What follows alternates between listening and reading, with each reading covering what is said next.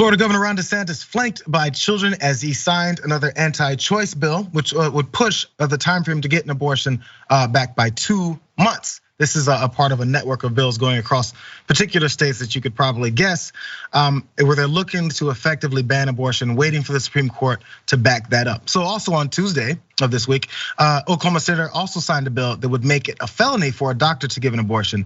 Let's watch this. Tonight, Oklahoma State House passing a bill making performing abortions a felony.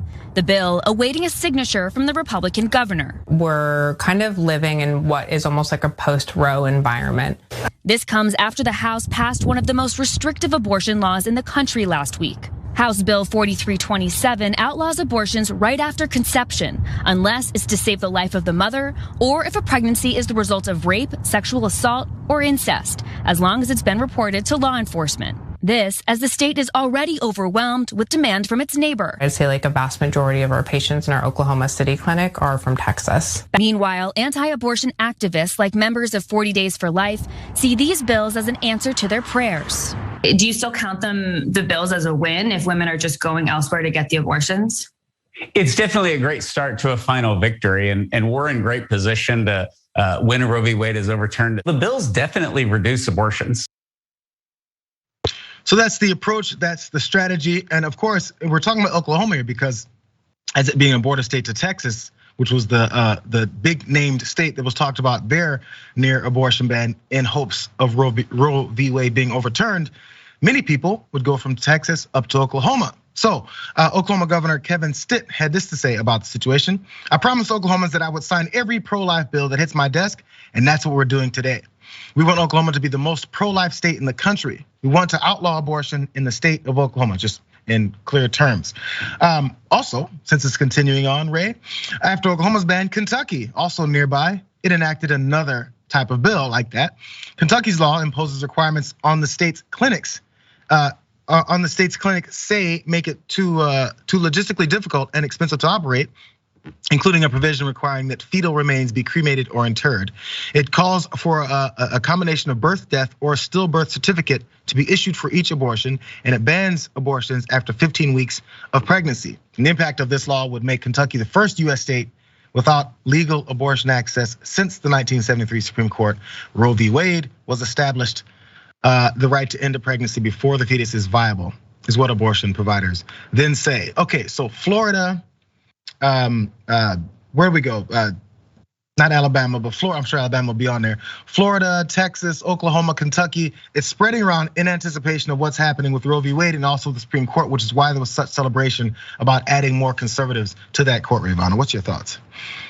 Sorry, I'm just like still surprised and kind of shocked at the ignorance of demanding that abortions prior to 15 weeks be cremated or buried, which I mean, it's just in and of itself a fundamental ignorance of what that abortion is. So those medical abortions that happen at that time are a series of pills. It's one pill to stop the fetus from going, and then 4 pills after the next day that induces the abortion.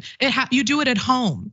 It doesn't happen in an office, and it's essentially just like a period. It's physically impossible. I mean, unless you collected it, which would be disgusting because it occurs again over a few days like a period. You can't bury that. You can't cremate that, which makes sense as to why the clinics are saying it logistically makes abortion impossible. It's because it's not grounded in any medicine or science. But also Ron DeSantis surrounding himself with children while saying that it's the left that wants to indoctrinate your kids is hysterical. You literally surrounding yourself with children while signing an anti-abortion legislation. I mean, you have Matt Gaetz sex trafficking, allegedly. A child, Tennessee making their child brides legal now, even though they've already been married to their child brides. Like, they don't care about protecting children. They don't care about protecting, the unborn. They just want to punish women and restrict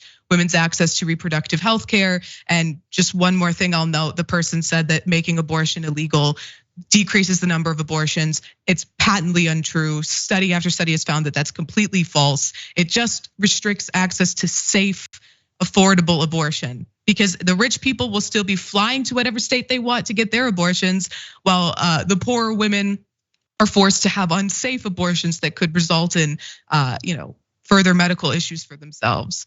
Well, the problem there, Yvonne, is you talked about facts, science, medicine, and all those types of things, which has to be ignored in order if you do things like this. All they care about is this from graphic 6, you guys, because if the Supreme Court does overturn it, as they said openly, many of these people, as they push this legislation, this graphic shows what many states that are certain to or likely to ban abortion if that does come across the Supreme Court the way that they're hoping that it will. So this is what the plan is. Now, my last thought on this is, every time we hear conservatives talk about, look at these libs, they're coming to get your guns. All they worry about is guns, get your guns, get your guns, take away your civil rights, get your guns, get your guns, get your guns. The guns are still there. But we don't hear, we're talking about how conservatives are consistently talking about, we're coming for women's rights. They're coming for women's rights. They're coming for women's rights, women's rights, women's rights, women's rights. They're doing it consistently. They're coming from LGBTQ rights, rights. They're doing it with actual legislation. There's no legislation that's taking your guns, but we keep hearing about it. I wonder why. But when they're actually doing legislation to take people's rights, we're not hearing about it. Or if we hear about it, it's, oh, you guys, you're just hateful, non-Christian people.